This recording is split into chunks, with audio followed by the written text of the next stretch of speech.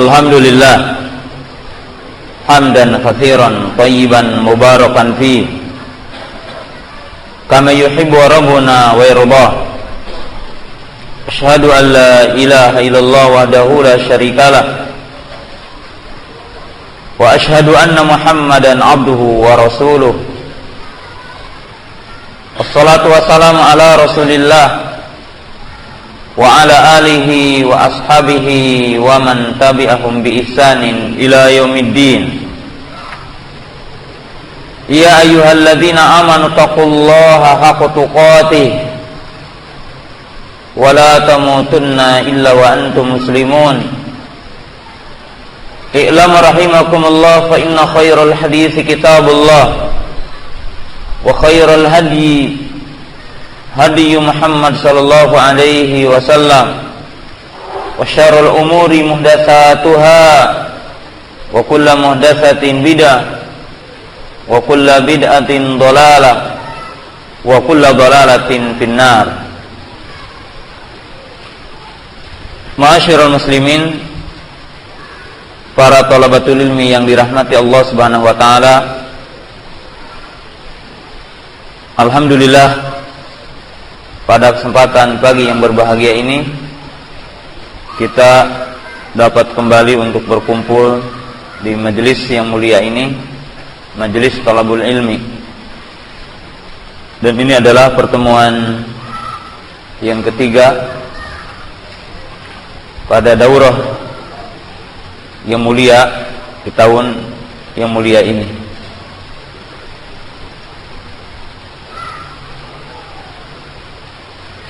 Pada pertemuan yang pertama kita membahas mubtilatul amal, yaitu pembatal amal. Pada pertemuan yang kedua kita membahas qawaid wa bawabutul jihad, yaitu batasan kaidah-kaidah tentang jihad. Pada kesempatan pagi yang berbahagia ini juga sengaja kita membahas sebuah judul yang mudah-mudahan judul ini juga sangat tepat dengan kejadian-kejadian yang menimpa kepada kita hari ini. Judul hari ini adalah Atharud dunub alal afrad wal mujtama. Judul kita pada hari ini adalah pengaruh dosa terhadap individu dan masyarakat. Ikhwati iman yang dirahmati Allah Ta'ala, sebelum kita menjelaskan tentang apa yang dimaksud pembahasan kita, yaitu tentang pengaruh dosa terhadap individu dan masyarakat, kita akan menjelaskan dulu ad-dunub wa ahlus sunnah, yakni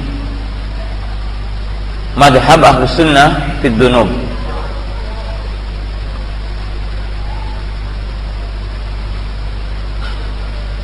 Ad-dunubu tahsulu imma bisababi tarkil ma'mur atau bisababi fi'lil mahdur. Dosa terjadi akibat seseorang meninggalkan apa yang diperintah atau melakukan apa yang dilarang. Jadi yang dimaksud dengan dosa adalah imma bisababi tarkil ma'mur wa imma bisababi fi'lil mahdzur. Dosa terjadi apabila seseorang meninggalkan apa yang diperintah atau melakukan apa yang dilarang. Asy-syari'ah al-awamir wa nawahi. Sebab syariat Islam isinya adalah al-awamir wa nawahi. Sebab syariat Islam intinya adalah berisikan perintah dan larangan yang memiliki konsekuensi al-wa'du wal-wa'id, yang memiliki konsekuensi yaitu penetapan ganjaran pahala bagi orang yang melakukan perintah-perintah Allah dan melaksanakan perintah-perintahnya dan menjauhi larangan-larangannya, dan berkonsekuensi wa'id yaitu berupa adab, siksa bagi siapa saja yang meninggalkan perintah Allah atau melaksanakan apa yang dilarang Allah Subhanahu wa ta'ala. Maka ini yang dimaksud dengan az-dzunub, dosa ataupun maksiat.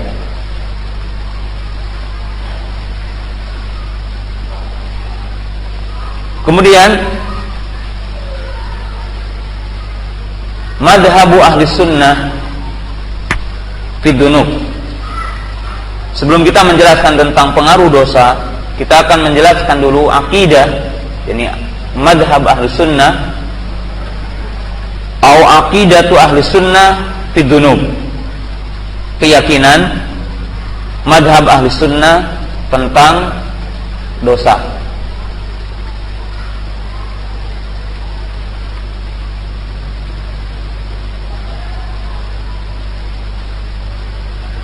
Pertama, ahli sunnah yaqulun anna dzunuba tu'athiru 'ala al-iman,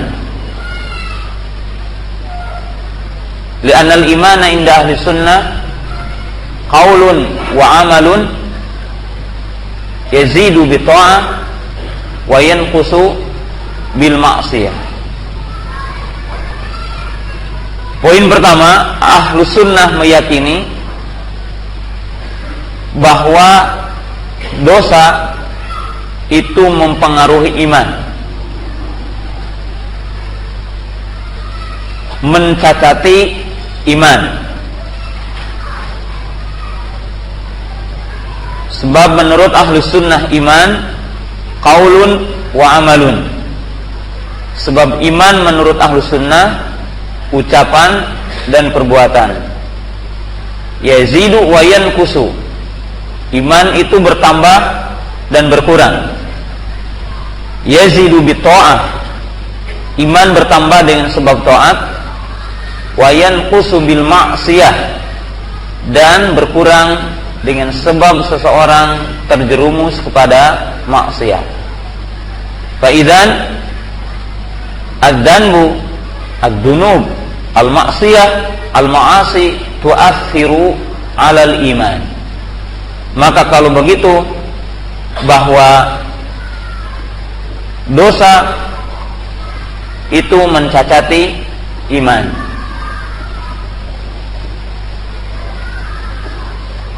Khilafan lil murji'ah, fa innahum yaquluna anal ma'siyata anadz dzanba la tu'athiru 'alal iman.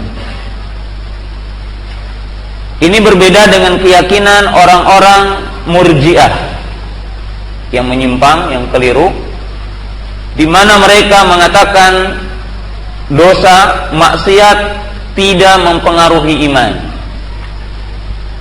Jadi dosa maksiat tidak mempengaruhi iman. Li'annahum yaqulun al-imanu syai'un wahidun la yatajaza wa la yataba'ad. Idza thabata ba'duhu thabata kulluhu. Wa qalu an ta'ah la yanfa' ma'al kufri kama annal ma'siyata la tu'athiru 'alal iman. Orang-orang Murji'ah menyelisihi Ahlus Sunnah, di mana mereka mengatakan maksiat tidak mempengaruhi iman, tidak mencacati iman. Sebab iman menurut mereka satu, la yatajazza wa la yataba'ad wa laysa lahu syu'abun wa darajat. Sebab iman menurut orang-orang Murji'ah adalah satu, tidak memiliki cabang, tidak memiliki tingkatan. Mereka mengatakan maksiat tidak mempengaruhi iman, sebagaimana taat tidak bermanfaat kepada kekafiran.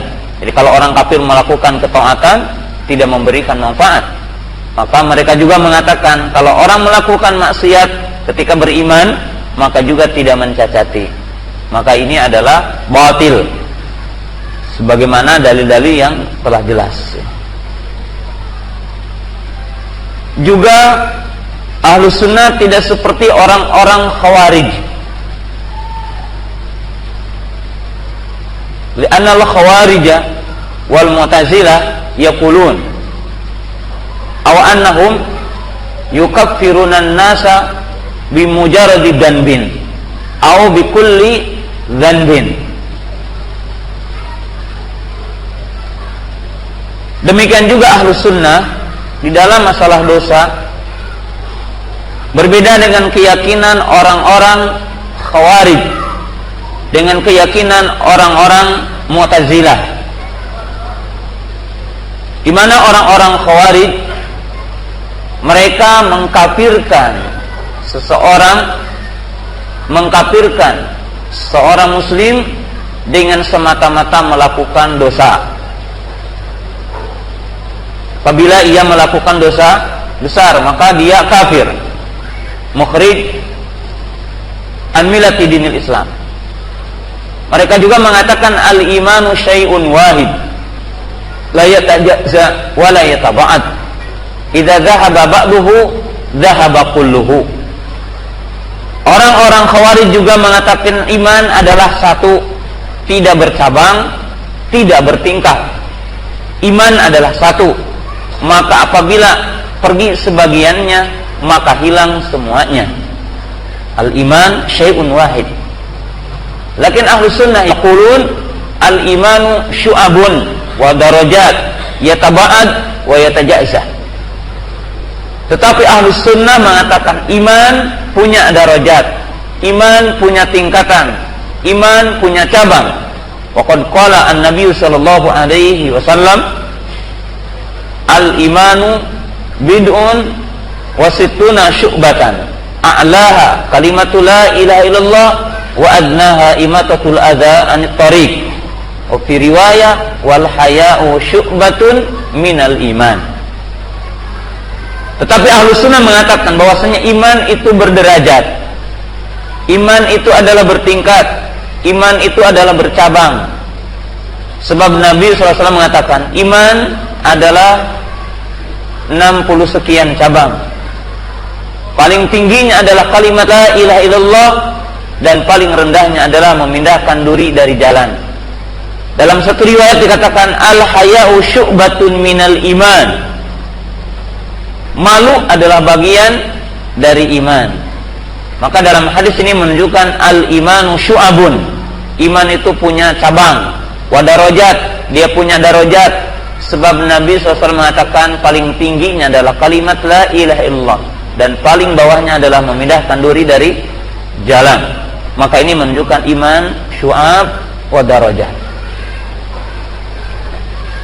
Ikhwati iman yang dirahmati Allah Ta'ala, maka ini adalah akidah dan manhaj yang sahih, yang benar, yaitu manhaj ahli sunnah, akidah ahli sunnah tentang masalah dosa.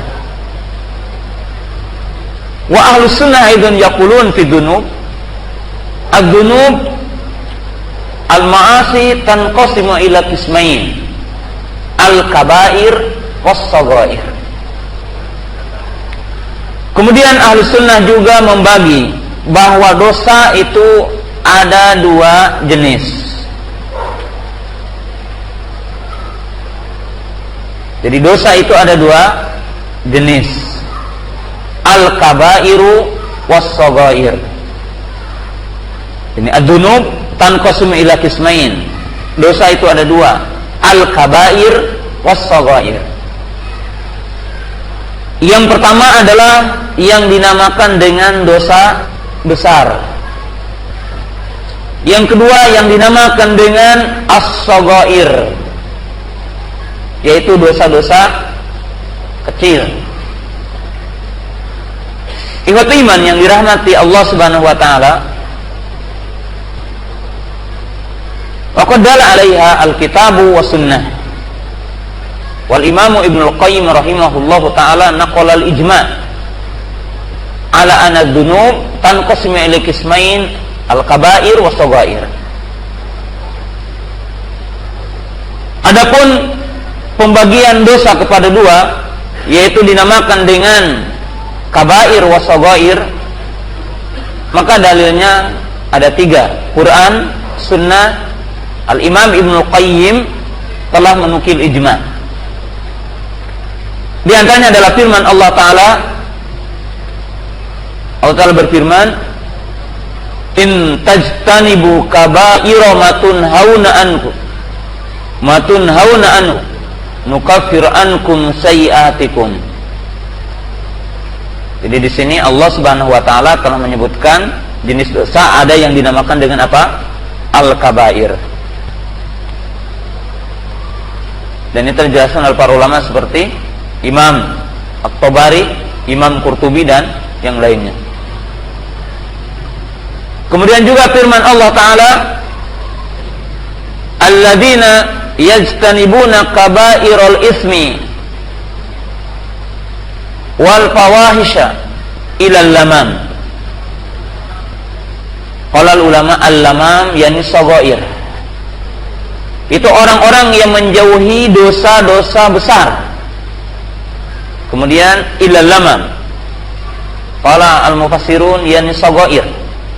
Jadi ayat ini menunjukkan bahwa yang dimaksud dengan lamam adalah as-shaghair, yaitu dosa-dosa kecil dari maksiat.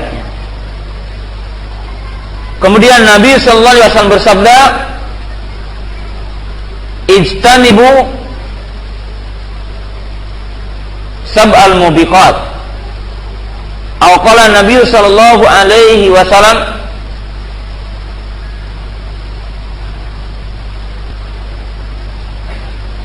atau Nabi SAW mengatakan, jauhilah tentang 7 perkara yang akan menyebabkan kalian celaka. Kemudian Nabi SAW mengatakan juga, ala unabbiukum bil kabair, ya, maukah kalian aku beritakan dan kasih tahu tentang dosa-dosa besar. Kemudian Nabi SAW mengatakan, as-salawatul khamsu wal jum'atu ilal jum'ati wa ramadhanu ila ramadhan mukaffiratu ma bainahunna idaj tamadatil kabair. Nabi SAW menyatakan Jumat ke Jumat, Ramadan ke Ramadan, di antara keduanya adalah sebagai penghapus dosa. Artinya akan menghapus waktu di antara keduanya, selama orang itu tidak terjerumus kepada dosa besar. Hadis ini menunjukkan bahwa yang akan dihapus dosa yang orang itu tidak beristighfar dengan ta'yin, menentukan kepada dosanya, adalah dosa kecil. Adapun dosa besar, maka orang tersebut harus bertaubat dan menetapkan dosa yang dia pernah lakukan. Dan demikian Imam Ibnu Qayyim rahimahullahu taala, beliau telah menukil ijma bahwa dosa itu terbagi pada dua, al-kabair was-shaghair. Tetapi para ulama memberikan komentar tentang dosa ini sebagaimana kita akan bahas di ujung nanti. Lal kabaira ma'al istighfari wa taubah walas shaghair ma'al istimrar. Hanya saja para ulama memberikan peringatan kepada kita. Mereka mengatakan tidak ada dosa besar kalau kita mau beristighfar, karena Allah Ta'ala Maha Pengampun dan akan mengampuni setiap dosa yang kita perbuat.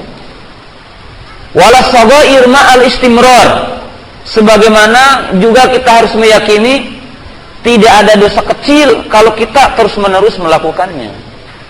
Sebab kita memahami tidak ada gunung yang besar kecuali tumpukan kerikil-kerikil yang kecil. Jadi tidak ada gunung yang besar kecuali tumpukan kerikil-kerikil yang kecil. Dan ini takbir para ulama mengatakan bahwa kalau kita melakukan dosa terus-menerus, maka akan menyebabkan banyaknya dosa dan menyebabkan turunnya azab dari Allah Subhanahu wa ta'ala. Kemudian wa ahlus sunnah aidan yaqulun anna dzunub tanqasimu ila salasati aqsam. Kemudian para ulama ahlus sunnah juga membagi dosa itu kepada 3 jenis.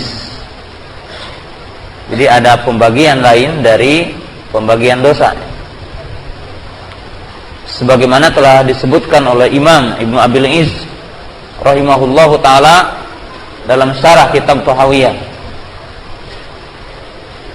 Qala ad-diwanu salah satu aqsam. Artinya tulisan tentang dosa ada 3. Yang pertama,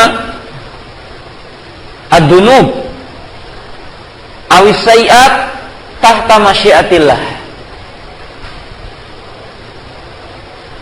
Yang pertama adalah dosa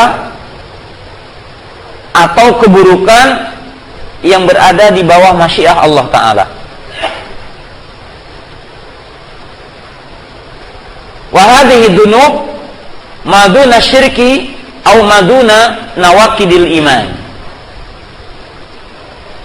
Yang pertama adalah dosa yang ada di bawah kehendak Allah. In syaa ghafarahu wa in syaa adzabahu. Ai bisababi dzanbihi. Yang artinya apabila Allah Ta'ala akan mengampuni kita, maka Allah akan mengampuninya. Dan apabila Allah Ta'ala ingin mengadab dengan sebab dosa yang kita perbuat, maka Allah Ta'ala akan mengadabnya. Maka ini adalah dosa selain dosa syirik, atau selain dosa yang tidak masuk kepada kategori nawaqidil iman. Artinya dosa yang tidak termasuk pembatal apa? Iman.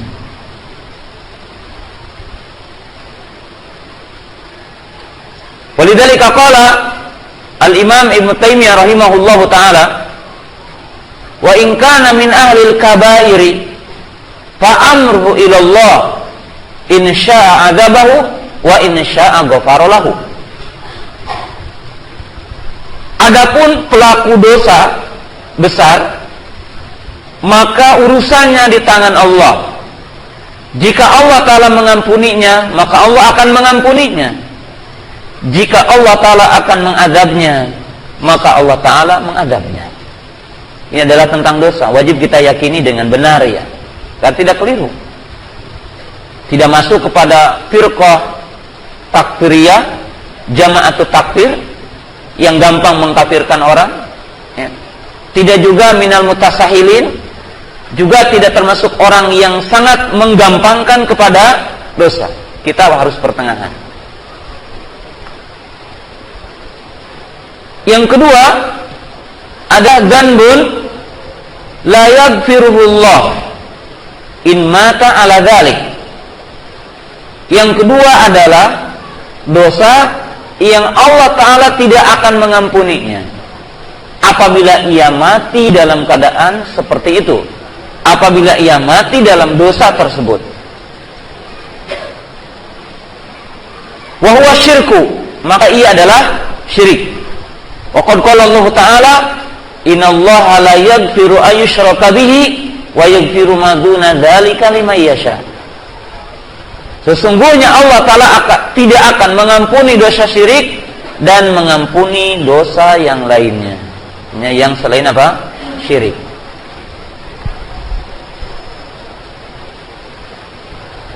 An-naw'u tsalits, jenis yang ketiga adalah adz-dzunub awil ma'siyah ma yata'allaqu bi huquqil adamiyyin, bi huquqil insan. Yang ketiga, ikhwati iman yang dirahmati Allah Ta'ala, adalah dosa yang berkaitan dengan hak manusia.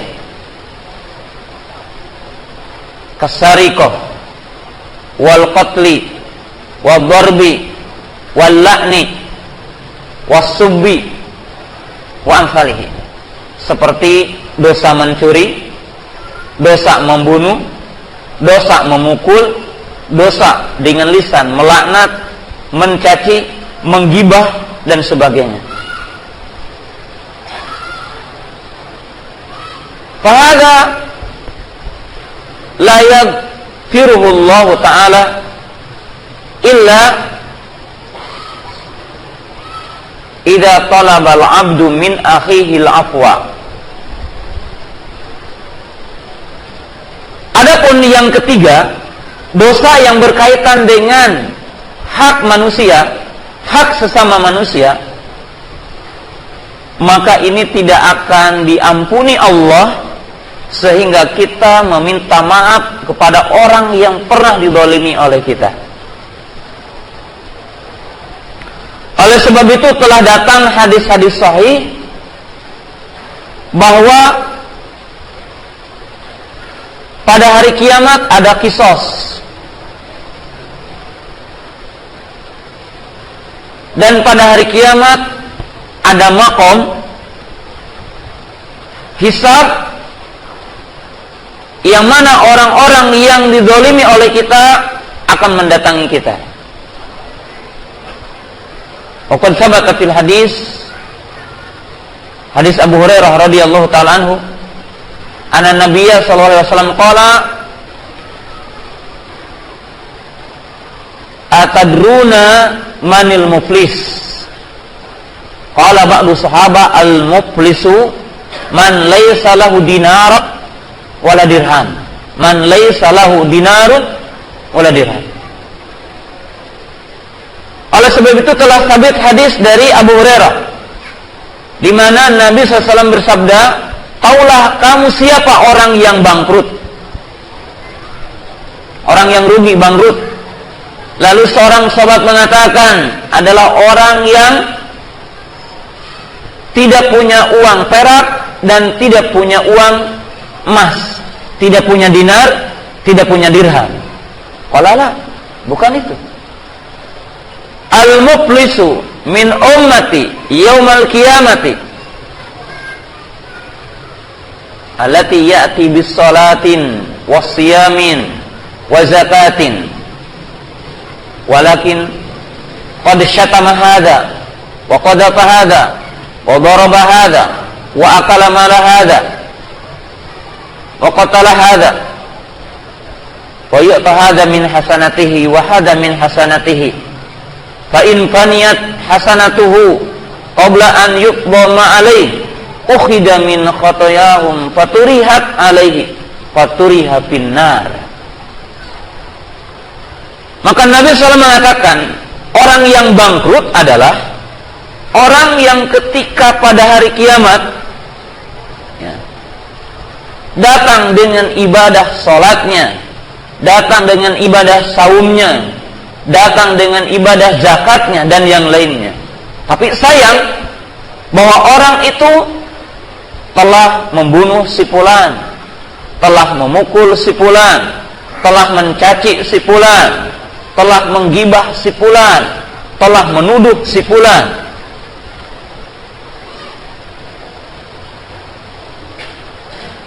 Maka kebaikan-kebaikan yang dia perbuat diberikan untuk membayar kedolimannya kepada orang-orang yang pernah didolimi,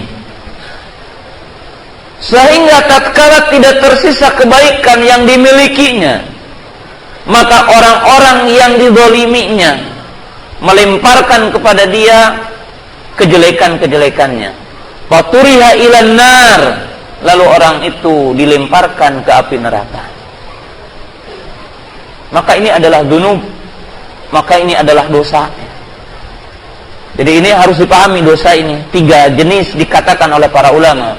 Wa hadza bihasbi tatabu'il ulama ala nususis syar'i min kitabillah wa sunnati Rasulillah. Jadi pembagian ini hasil penelitian yang seksama kepada dalil-dalil Al-Quran dan dalil-dalil sunnah Nabi Sallallahu Alaihi Wasallam.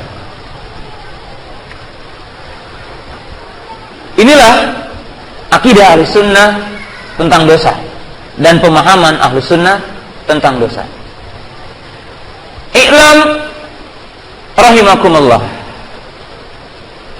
anna lid-dunubi uqubat, wa hadhihi al-uqubat tanqasimu ila salasati aqsam. Uqubah fi dunya, uqubah fil qabri, wa uqubah fil akhirah, ini yaumil qiyamah. Kemudian ikhwati iman yang dirahmati Allah Ta'ala, ketahuilah bahwa dosa ini mengakibatkan akan datangnya adab. Setiap dosa akan menyebabkan turunnya murka Allah, akan menyebabkan datangnya azab Allah.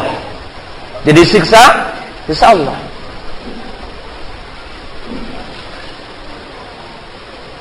Yaitu apa? Ad-dunub lahul uqubah. Setiap dosa atau dosa itu akan menyebabkan datangnya azab, akan menyebabkan datangnya siksa.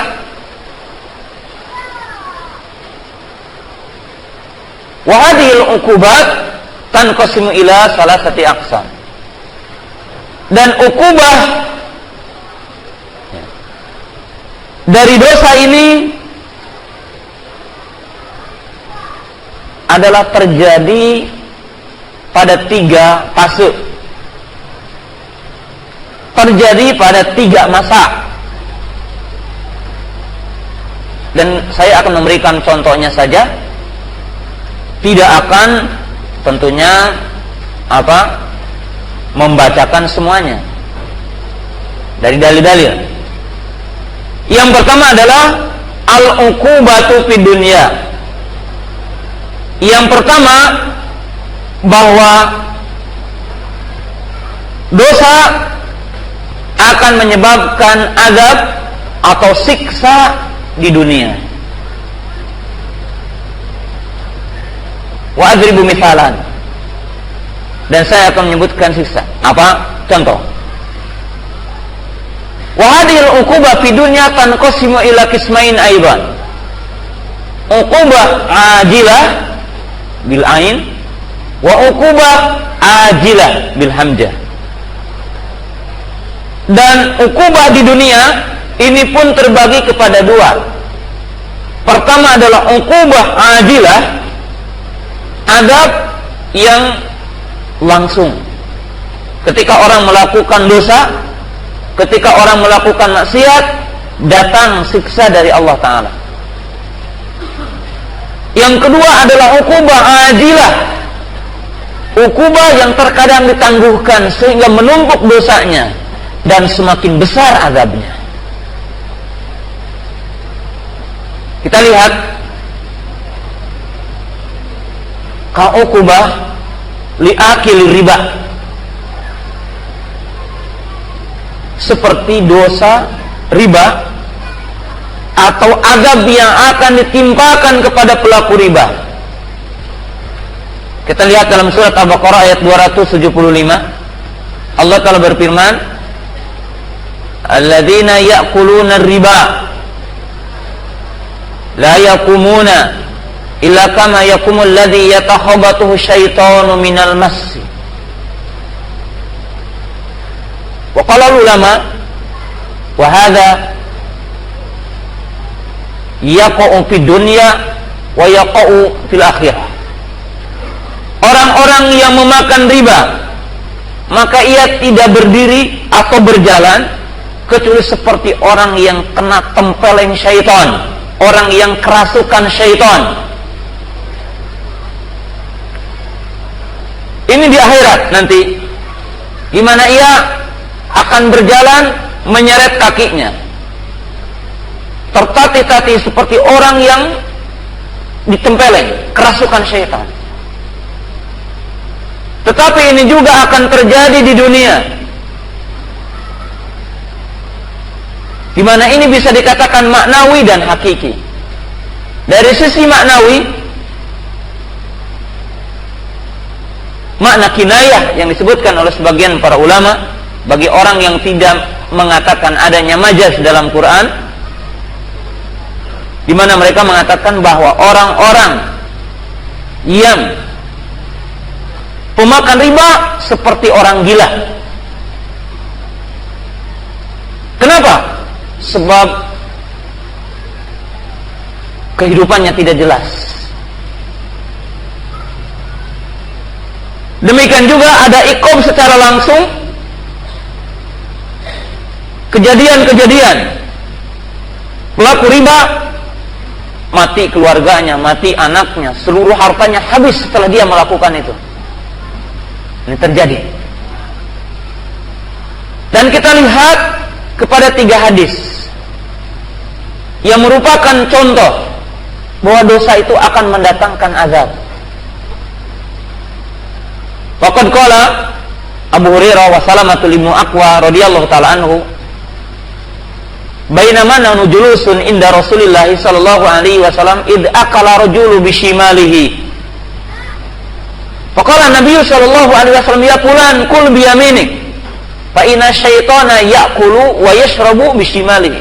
Faqala hadha rajul lastata'tu. Faqala Nabi sallallahu alaihi wasallam, ma manaka ila al-kibar lastata'ta.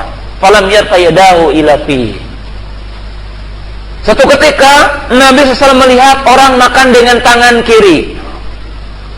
Lalu Nabi SAW bersabda, wahai fulan, makanlah kamu dengan tangan kanan, karena syaitan makan dan minum dengan tangan kiri.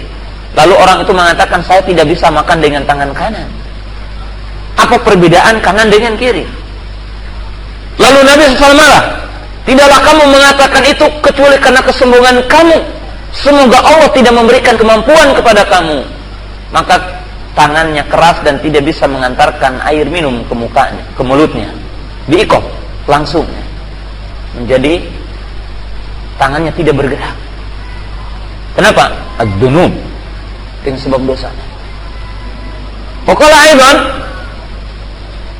dalam hadis Abu Hurairah, idza staiqadha ahadukum min naumihi fala yaghmis yadahu fil ina'i hatta yaghsilahuma thalatha marratin fa innahu la yadri aina batat yaduh. Wa qala rajul, ya Rasul, ana adri aina batat yadi. Fanama fa wajada yadahu qad dakhala fi duburihi. Hadis Abu Hurairah, Nabi SAW bersabda, apabila bangun salah seorang di antara kamu, maka janganlah langsung memasukkan tangannya ke bezana sehingga ia mencucinya 3 kali sunnah.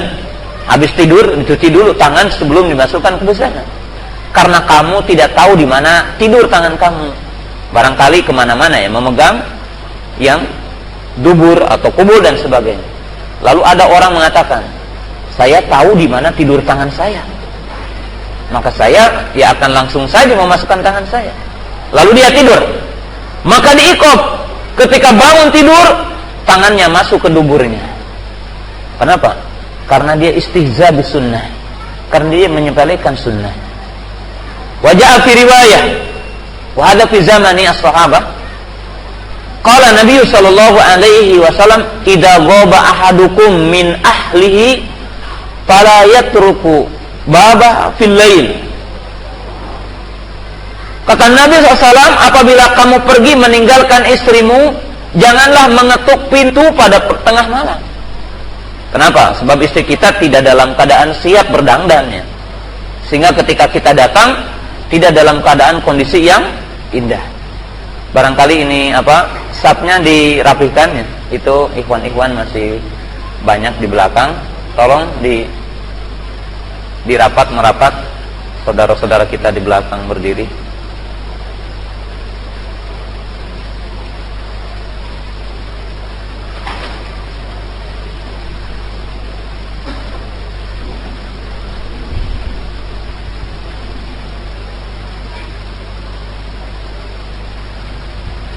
Ya. Ini contoh. Kata Nabi SAW, apabila salah seorang di antara kamu meninggalkan istrinya, maka janganlah kamu datang pada tengah malam mengetuk pintunya. Lalu ada seseorang sahabat mengatakan, atau seseorang mengatakan, saya akan menyelisihinya. Jadi dia mengatakan, saya akan mendatangi istri saya malam hari. Kok ini istri-istri saya kok dilarang? Faraja'a fil lail fawajada imra'atahu qad zanat. Maka ketika ia pulang, maka ia mendapati istrinya sedang berzina. Diiqab. Jadi ikhwati iman yang dirahmati Allah Ta'ala, ayat dan hadis ini memberikan peringatan kepada kita lidunub ukubah, bahwa dosa itu akan menyebabkan ukubah. Ima ukubah ajilah atau ajilah. Terkadang Allah Ta'ala menyegerakan ukubah itu, dan terkadang Allah Ta'ala menangguhkan sehingga banyak dosa kita dan semakin besar adab yang akan ditimpakan. Yang kedua, ukubah fil qabri. Demikian juga dosa akan menyebabkan siksa ketika kita berada di alam kubur. Ketika kita berada di kuburan, kita lihat di dalam hadis Ibnu Abbas radhiyallahu ta'ala anhuma, anna Nabiyya sallallahu alaihi wasallam mara bi qabraini fa qala innahuma la yu'adziban wa ma yu'adziban fi kabir fa amma ahaduhuma fa kana yamshi binamimah fa amal akharu fa kana la yastatiru anil baul. Nabi SAW pernah melewati 2 kuburan. Lalu beliau mengatakan, benar-benar 2 penghuni kubur ini sedang diazab. Adapun salah satunya disebabkan dia melakukan namimah atau gibah. Lihat, gibah, namimah menyebabkan azab kubur. Adapun yang satu lagi karena ia tidak menjaga najis ketika dia qada hajat, ketika dia kencing. Nah, kita lihat begitu gampangnya orang kencing di mana-mana ya. Kencing sembarangan di jalan. Kita lihat sopir itu sembarangan. Ini menyebabkan adanya azab kubur. Dalam satu hadis, walaupun para ulama mentakwil dengan takwil yang banyak, innal mayyita yu'adzibu fil qabri bima mananiha alaih. Sesungguhnya mayit di kuburan, diazab dengan sebab niyahah keluarganya. Ini menyebabkan azab kubur. Kata Nabi SAW, sesungguhnya azab yang pertama ba'da mufaraqatur ruh bil jasad, al-qabr. Kata Nabi SAW menyatakan, sesungguhnya azab yang pertama setelah berpisahnya nyawa dengan ruh adalah kubur. Barang siapa yang mudah pada kuburannya, maka setelah itu akan lebih mudah ketika di arah setelah kiamat dan setelahnya.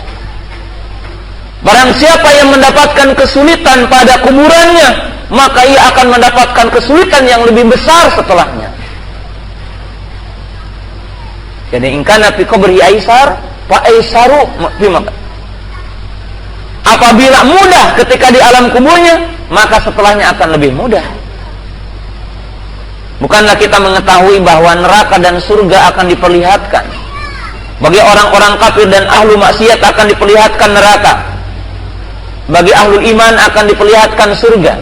Sehingga orang-orang yang beriman berkata kepada Allah Ta'ala dan meminta kepada Allah Ta'ala, ya Allah, percepatlah hari kiamat. Sedangkan orang-orang kafir ketika berada di alam kubur, mereka mengatakan, ya laitani, ya Allah, tangguhkanlah hari kiamat. Kenapa? Sebab yang hari ini berat, apalagi yang setelahnya. Ya, ini menunjukkan bahwa azab akan terjadi di alam kubur. Yang ketiga, al-uqubah fil akhirah, yaitu uqubah di akhirat. Uqubah di akhirat, jelas ayat Al-Quran, ya. Kita berikan contoh saja, ini dari hadis-hadis Nabi SAW. Adapun Quran cukup karena begitu banyak, ya. Kita lihat di mana Nabi SAW bersabda, asyhadu adaban atau asyhadun nasi adaban yaumal qiyamati al-musawwirin. Orang yang paling dahsyat azabnya pada hari kiamat adalah orang-orang yang menggambar makhluk yang bernyawa. Orang-orang yang menggambar, imam menggambar patung ataupun menggambar dengan di kertas tapi gambar bernyawa, maka akan diadab. Dan diantaranya tidak teliti dalam berwudu. Waqad qala Nabi sallallahu alaihi wasallam, wailul lil aqabi minan nar.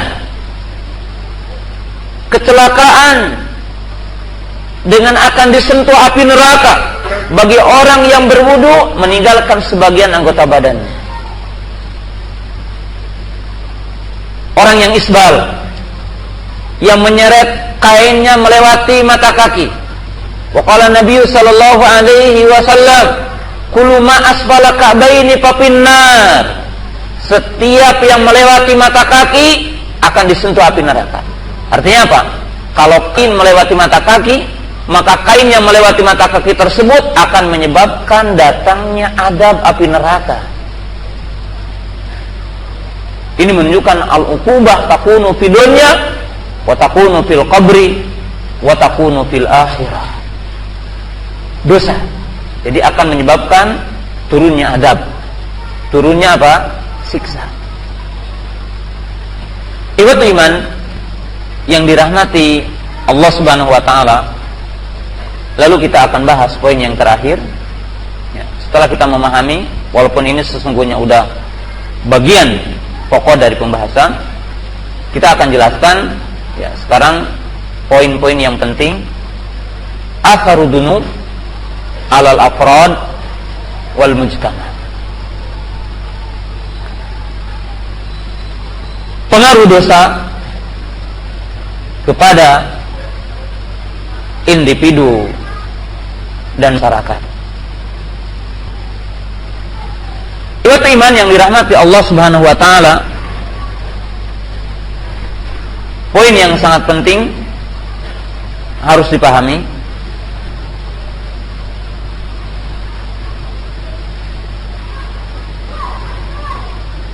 Ad-dunub tu'assiru 'alal qalbi wal jasad.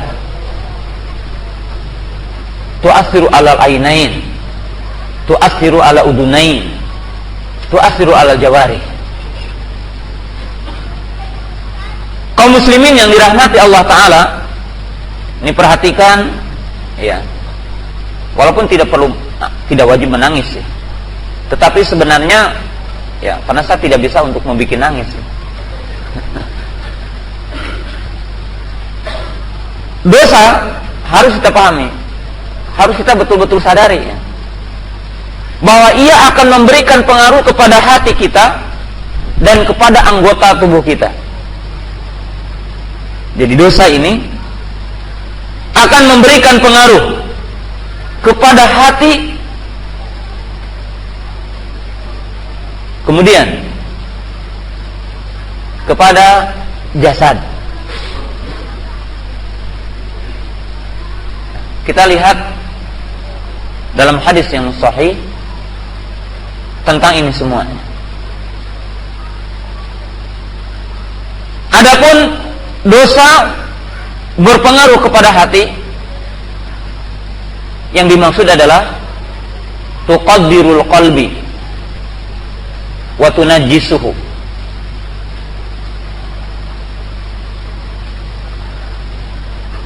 Yang dimaksud dosa akan mempengaruhi hati dari sisi bahwa dosa akan menjadikan kotor hati.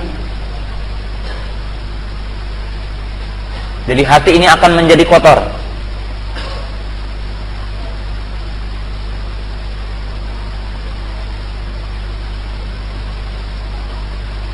Hati ini menjadi bernoda.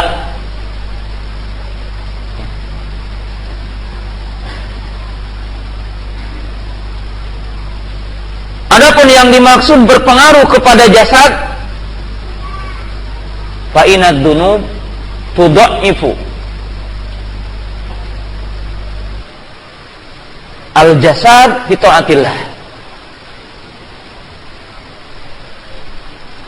Adapun dosa ini akan mempengaruhi badan kita, mempengaruhi anggota badan kita, maka yang dimaksud akan melemahkan anggota badan kita,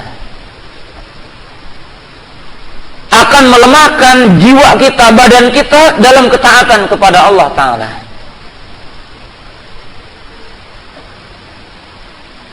Ikhwat iman yang dirahmati Allah Ta'ala, undur fisirah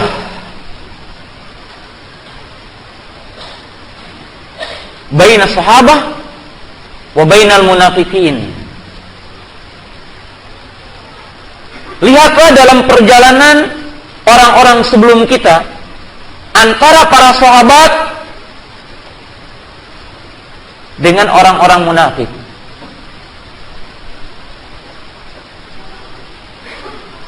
Ma tahmiluhum ay sahabah ala sabri alal adha wal masaib.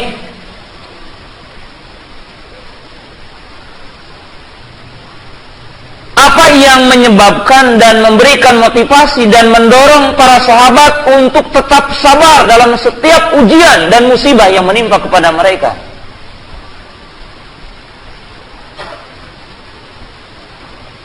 Apa yang menyebabkan Ammar bin Yasir dan keluarganya, Bilal bin Rabah dan sejumlah para sahabat ketika mendapatkan penganiayaan, penyiksaan ketika di Mekah?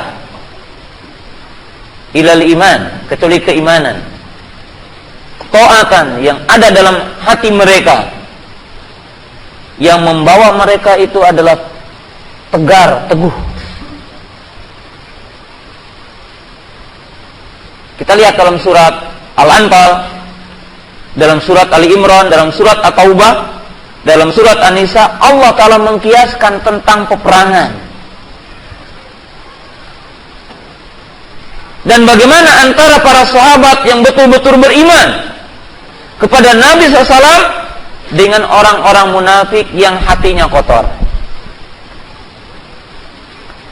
Apabila mereka diperintah sholat, idza qamu ila sholati qamu kusalah.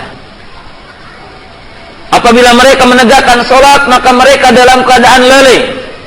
Wa qad qala Nabi sallallahu alaihi wasallam asqalu sholati 'alal munafiqin sholatul isya'i was subhi. Lau ya'lamuna ma fihima la'atawma wa habwa. Kata Nabi SAW, salat yang paling berat kepada orang-orang munafik adalah salat Isya dan salat subuh. Kalaulah mereka tahu tentang pahala pada dua salat tersebut, mereka akan datang walaupun merangkak. Kenapa mereka berat salat? Liqadarati qalbihi, karena hatinya kotor ya. Bidunubihi, dengan sebab dosanya.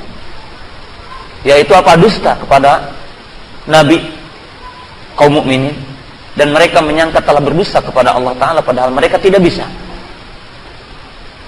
Ini jelas ya. Dan apa yang menyebabkan ketika diperintahkan jihad,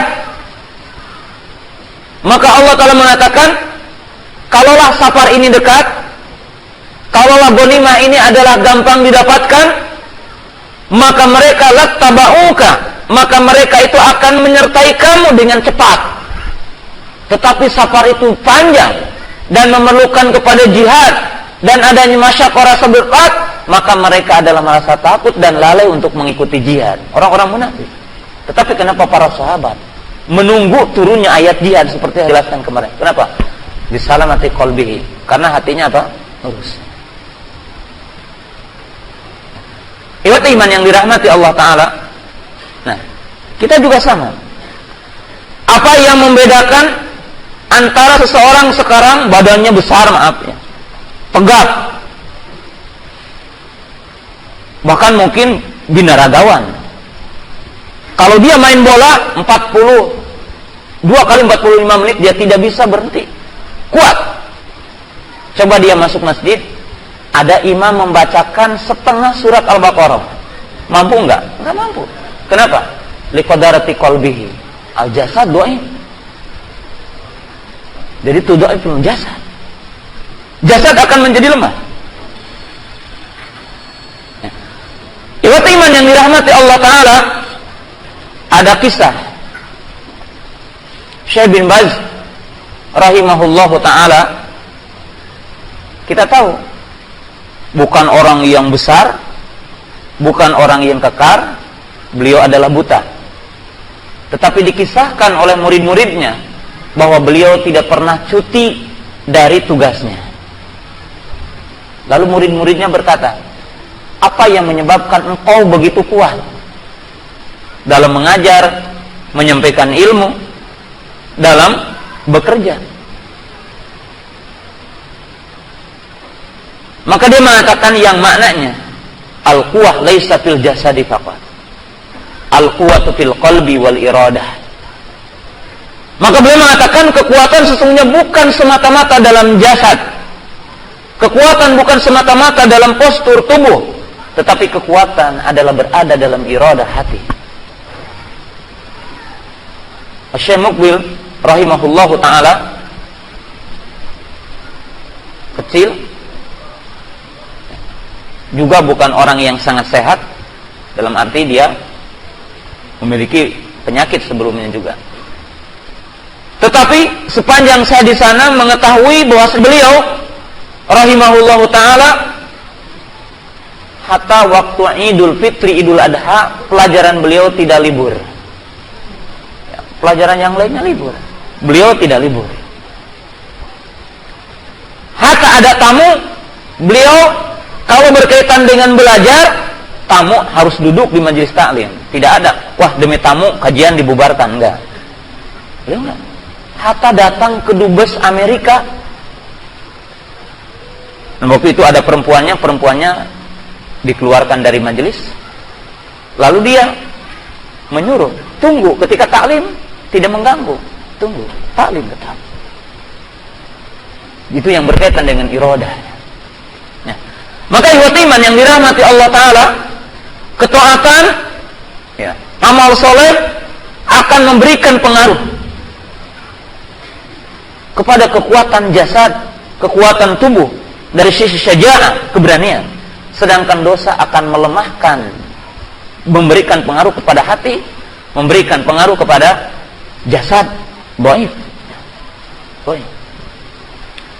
Demikian juga nanti akan ditafsir satu persatu. Kita berikan contoh. Apa yang menyebabkan setiap kita duduk di majelis taklim ngantuk? Apa yang menyebabkan ini? Dua. Dha'ful himmah wal iradah atau bisababi dzunub. Imma disebabkan kita itu lemah iradahnya, lemah himmahnya, jadi lemah keinginannya, lemah kemauannya. Yang kedua, imma disebabkan adanya dosa yang menyebabkan kedua mata kita, kedua telinga kita ini adalah tidak mampu lama. Disebabkan dosa karena memberikan pengaruh. Atau kita bertanya lebih dari itu, kenapa sih saya ngaji lama tetapi pemahamannya lama? Itu bisa 3 unsur. Imma disebabkan tadi himmahnya kurang sehingga tidak pernah bawa tulisan. Ya apa kemampuannya kurang kalau nggak bawa tulisan. Imma disebabkan apa yang kita makan, imma tidak mendukung unsur untuk memberikan kemampuan kepada otak kita. Ya, contoh, yang dimakan yang berkimia semua, ya, otomatis mengurangi kemampuan akal kita. Bukan yang asli-asli buah-buahan, ya, kurma, yang dimakan oleh kita, mie dan sejenisnya, yang melemahkan semuanya akal kita. Kenapa? Oh, yang dimakannya yang gitu-gitu. Ya. Atau tadi apa? Dosa. Jadi ini jelas ya, bahwa dosa akan memberikan pengaruh. Ya. Mata menjadi lemah, telinga menjadi lemah, tenaga menjadi apa? Kurang dan sebagainya. Dan itu bisa dibuktikan oleh kita semuanya dalam kehidupan sehari-hari. Ikhwat iman yang dirahmati Allah Ta'ala. Nah, sekarang kita akan membahas beberapa pengaruh dosa kepada individu. Ya, walaupun yang tadi juga itu pengaruh, tapi kita akan mentafsir. Yang pertama, di antara pengaruh dosa kepada individu seorang muslim adalah hirmanul ilmi.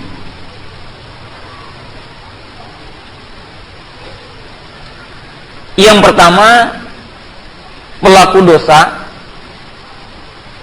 akan disulitkan, dijauhkan dari ilmu. Walaupun mungkin orangnya mencari.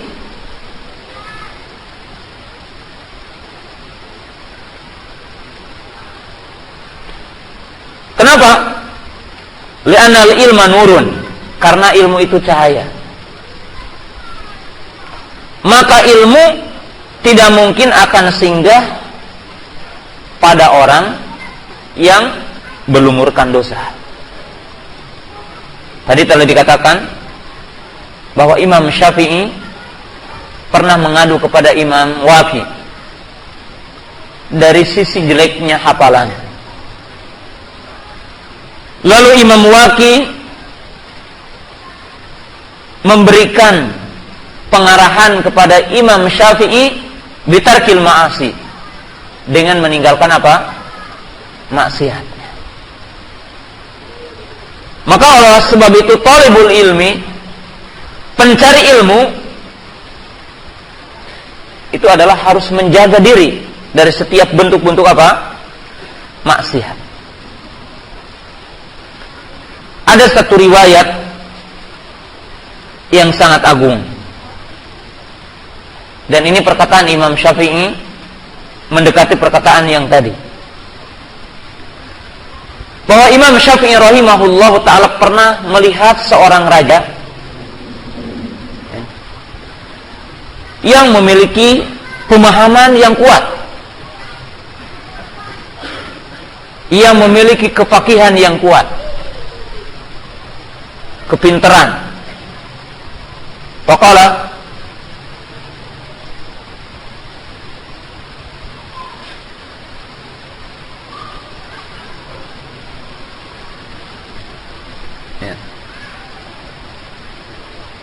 lalu Imam Syafi'i rahimahullahu ta'ala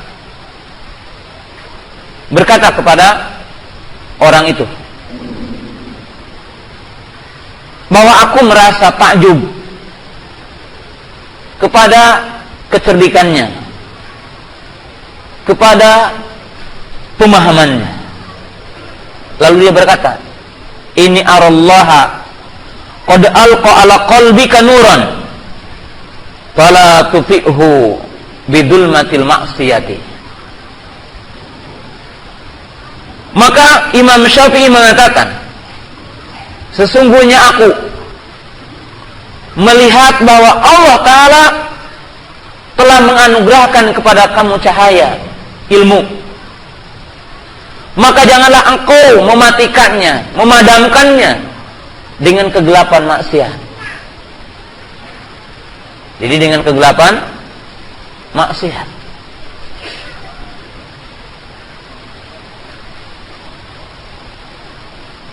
Ikhwati iman yang dirahmati Allah Ta'ala, oleh sebab itu para ulama mengatakan dua hal yang tidak boleh berpisah, ad-daka waz-zaka. Ad-daka waz-zaka, dua perkara yang tidak boleh berpisah antara IQ-nya tinggi, cerdik, pintar, waz-zaka dengan tazkiyatun nufus, membersihkan jiwa dari setiap maksiat. Adapun ahlus sunnah, maka mereka diberikan zakat, mereka diberikan zakat, maka dia lurus pemahamannya.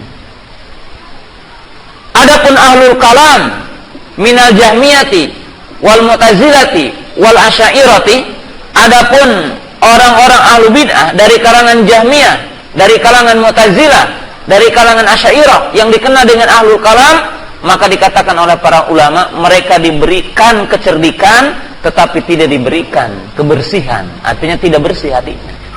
Maka mereka apa? Sesatnya.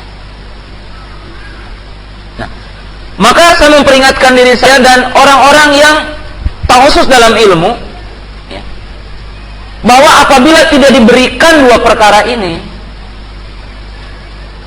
dan tidak bersatu, maka orang tidak akan sampai kepada derajat yang tinggi dalam ilmu dan tidak akan diberikan berkah di dalam ilmu.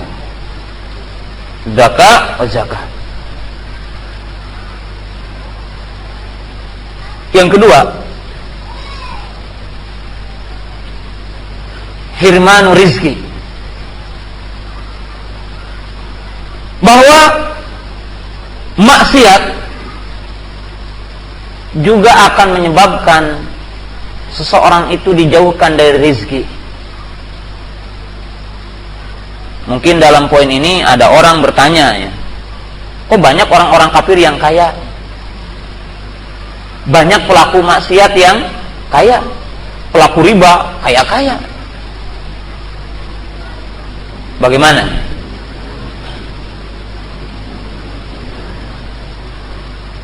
Maka itu adalah fitnah, ujian. Sebab Allah Ta'ala menguji antara manusia satu dengan yang lainnya. Orang mukmin diuji dengan orang kafir, orang kafir diuji dengan orang mukmin. Ya. Ahlu maksiat diuji dengan ahlu taat diuji dengan ahlu maksiat. Bimana? Bil mal, dengan harta. Kita berikan contoh. Ada orang beriman teruji dengan kekayaan yang dimiliki orang kafir, maka mungkin dia jadi ridha, jadi murtad gara-gara itu. Terkadang ada orang-orang kafir yang semakin bertambah kekafirannya dengan sebab kefakiran, kemiskinan orang mukmin.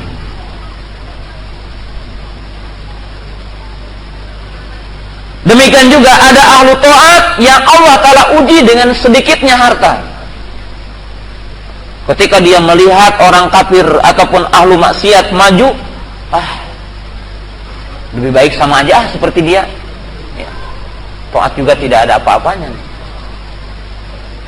Terkadang ahlu maksiat dengan mendapatkan rizki dalam bentuk dunia, dia menyangka bahwa Allah telah mencintainya, maka tertipu. Tetapi ikhwati iman yang dirahmati Allah Ta'ala, maksiat akan menyebabkan menyempitnya rizki. Sebab Nabi SAW menyatakan di dalam potongan hadis,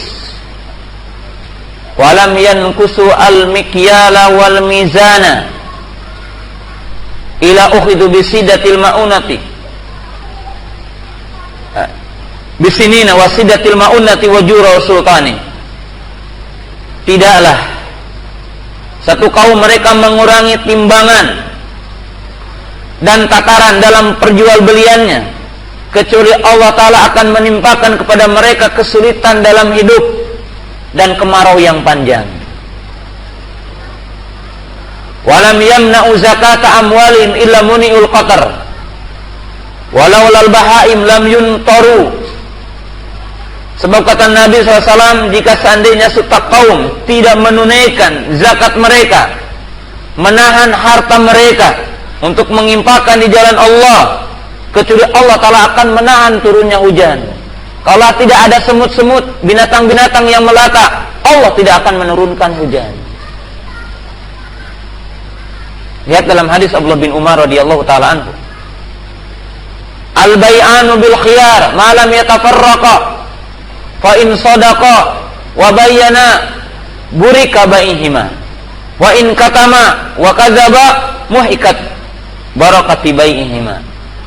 Nabi SAW menyatakan jual beli dengan adanya khiyar, dengan adanya pilihan. Apabila kedua-duanya, antara yang menjual dan yang membeli jujur dan menjelaskan aib dari barang yang dimilikinya, maka Allah akan memberkati perjualbelian keduanya. Apabila kedua-duanya dusta dan menyembunyikan aib barang yang dimilikinya, maka Allah Ta'ala akan mengangkat berkah perjualbelian di antara keduanya. Lihat bahwa terjadinya pergeseran yang berkaitan dengan ekonomi, ketimpangan dalam ekonomi, salah satunya disebabkan dosa yang kita perbuat. Dan itu akan dibahas di akhir tentang bahaya untuk semuanya. Yang ketiga, bahaya dosa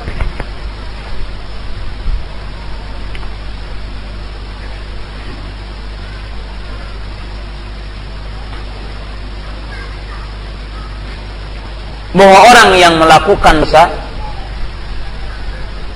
akan merasa asing di hadapan Allah, akan menjadi merasa malu di hadapan Allah.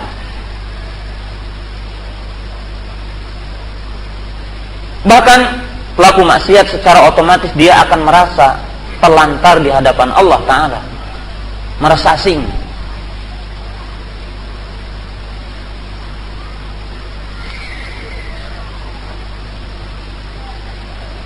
Nah, apabila orang udah sampai kepada derajat seperti ini, sehingga dia tidak bisa lagi merasa dekat kepada Allah, merasa dirinya tidak mampu untuk dekatkan diri kepada Allah, bahkan lebih dari sana dia suudzon kepada Allah, dia buruk sangka kepada Allah, Allah Ta'ala tidak akan mengampuninya. Sehingga terkadang mungkin orang mengatakan terlanjur, maka dia tetap dalam dosa dan terus akan tetap di dalam dosa. Dan ini bahaya.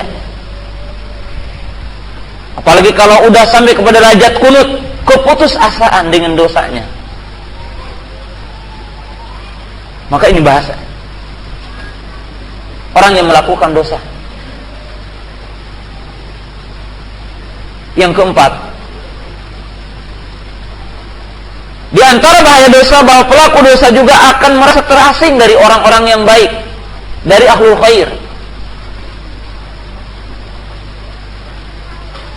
Bahwa orang-orang yang melakukan maksiat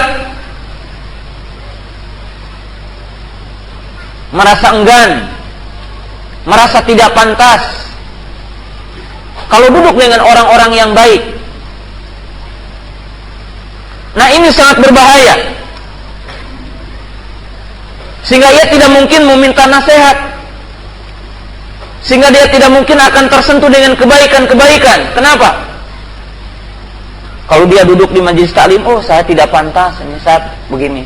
Duduk ketemu dengan orang yang baik, duduk dengan orang yang baik, nggak mau. Kenapa? Dia merasakan dirinya tidak pantas. Dan itu ukubah yang diberikan Allah kepada orang seperti itu.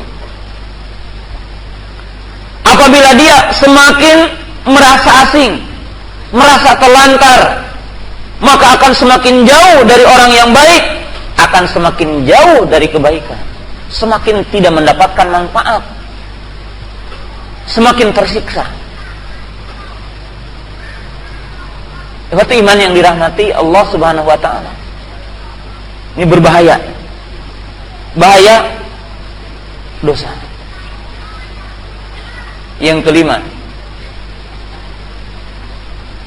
bahaya dosa akan menyebabkan pelakunya menjadi sulit dalam setiap urusannya. Allah Ta'ala berfirman, "Wa may yattaqillaha yaj'al lahu min amrihi yusra." Wa fil ayah yaj'al lahu furqana. Orang-orang yang bertakwa, orang-orang yang beriman akan dimudahkan urusannya, akan diberikan jalan pemisah. Tetapi orang-orang yang maksiat, pelaku maksiat, akan menjadikan urusannya sulit.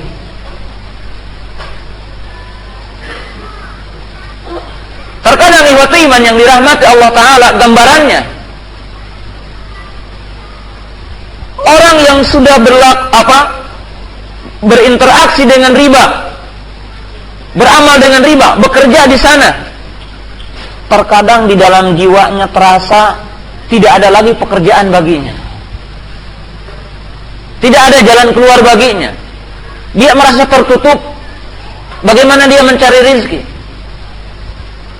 Seorang penjual barang-barang yang haram, penjual khamr, penjual barang-barang yang haram, terkadang dia merasa dirinya tidak terbuka. Kenapa? Sebab dia tidak meminta kepada Allah Ta'ala.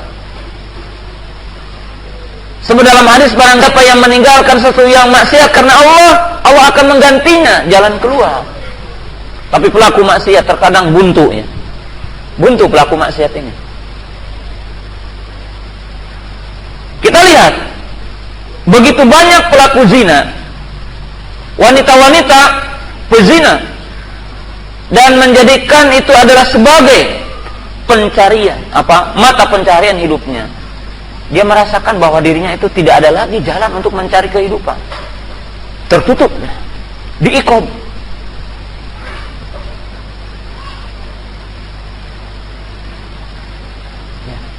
Jadi terkadang orang yang melakukan maksiat itu benar-benar tertutup.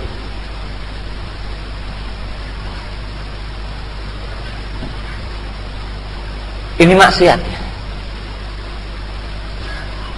Kemudian yang keenam,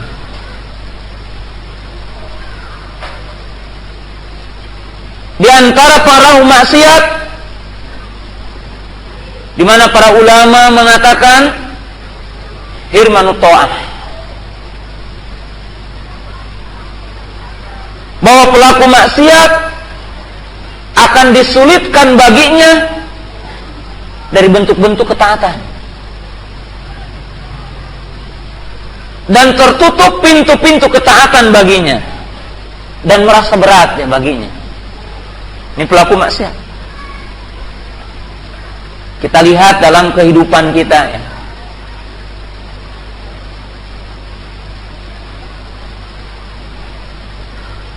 Seharian kita, bahwa terkadang kita mendapatkan ketika kita melakukan satu maksiat, maka kita dihadapkan dua perkara. Ima kita dimudahkan kepada maksiat yang keduanya, atau kita merasa berat untuk mencari jalan kebaikan. Sebab para ulama mengatakan maksiat ini kegelapan di atas kegelapan. Kita berikan contohnya, di mana para ulama mengatakan al-khamru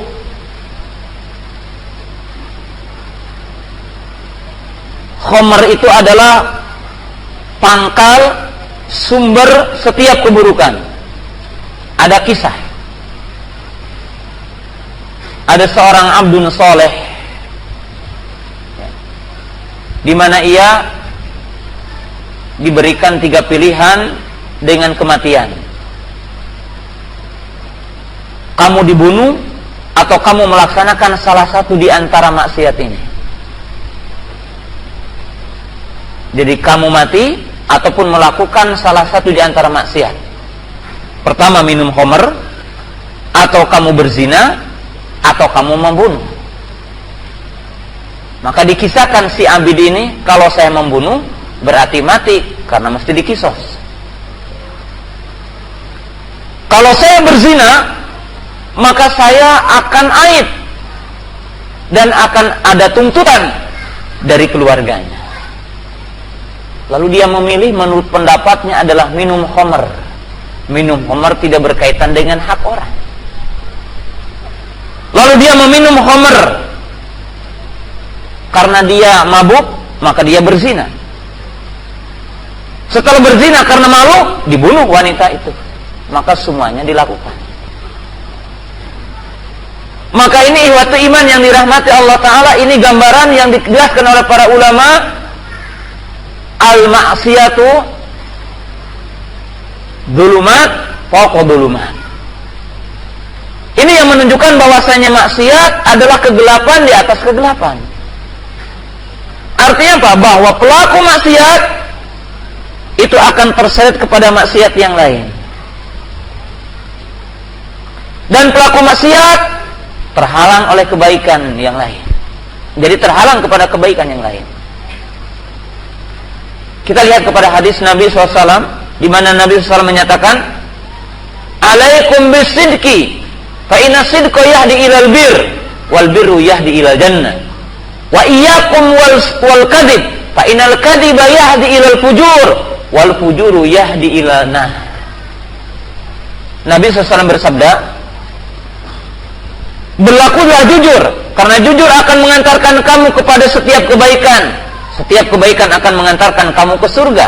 Hati-hatilah dari dusta, sebab dusta akan mengantarkan kamu kepada kejelekan, dan kejelekan akan mengantarkan kamu ke neraka. Ini ihwat iman yang dirahmati Allah Ta'ala. Maka berhati-hatilah dari dosa.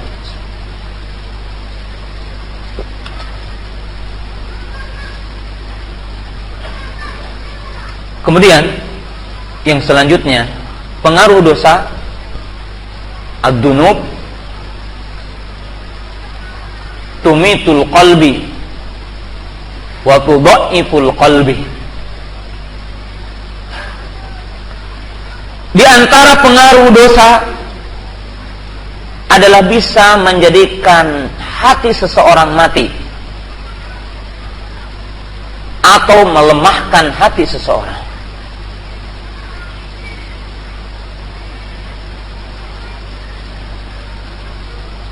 Oleh sebab itu, Allah Ta'ala telah menggambarkan orang yang beriman, orang yang bertauhid, orang yang bertakwa adalah orang-orang yang hidup hatinya, yang sehat hatinya. Adapun orang-orang yang kafir, yang musyrik, yang munafik, ahlul maksiat, maka mereka digambarkan adalah orang yang mati hatinya, sakit hatinya. Nah, ingat, setiap dosa, setiap maksiat akan melemahkan hati, melemahkan sisi mahabbah, melemahkan sisi khauf, melemahkan sisi roja, melemahkan sisi tawakal, melemahkan sisi inabah, lemah. Kenapa kita semakin lemah kecintaan kepada agama ini? Kenapa semakin sedikit, semakin lemah tawakal kita kepada Allah? Kenapa rasa takut semakin sedikit? Itu adalah diakibatkan dosa yang kita perbuat. Khasyah. Kenapa semakin tinggi kecintaan kita kepada dunia? Semakin sedikit kecintaan kita kepada perkara akhirat. Kenapa? Dosa yang semakin banyak, keburukan yang semakin banyak di tengah-tengah kita, maka melemahkan hati kita.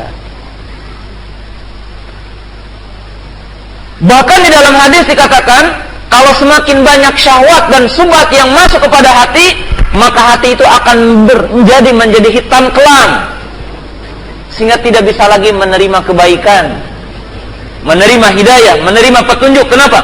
Sebab hati ini adalah telah rusak. Hati ini apa? Telah rusak.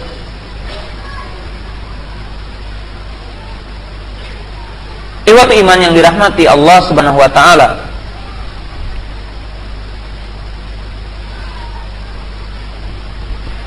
Begitu banyak pengaruh maksiat yang akan merubah kehidupan kita, yang akan menjadikan kita itu semakin jauh kepada Allah Ta'ala. Berhubung waktu yang kita miliki, mungkin itu adalah dicukupkan sampai di situ. Ini pengaruh dosa kepada individu. Sekarang adalah pengaruh dosa terhadap masyarakat. Ikhwati iman yang dirahmati Allah Subhanahu wa taala,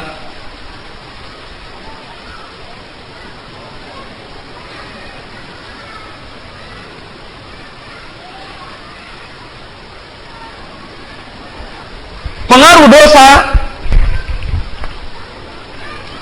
terhadap kehidupan kita dalam masyarakat, maka Imam Ibnu Qayyim telah mengatakan bahwa terjadinya kerusakan di alam semesta ini, kerusakan di daratan, kerusakan di lautan, dan di seluruh alam semesta ini, turunnya azab, turunnya bencana, terjadinya banjir, terjadinya tsunami, terjadinya gempa, semuanya itu adalah disebabkan dosa yang kita perbuatnya. Ikhwati iman yang dirahmati Allah Subhanahu wa taala,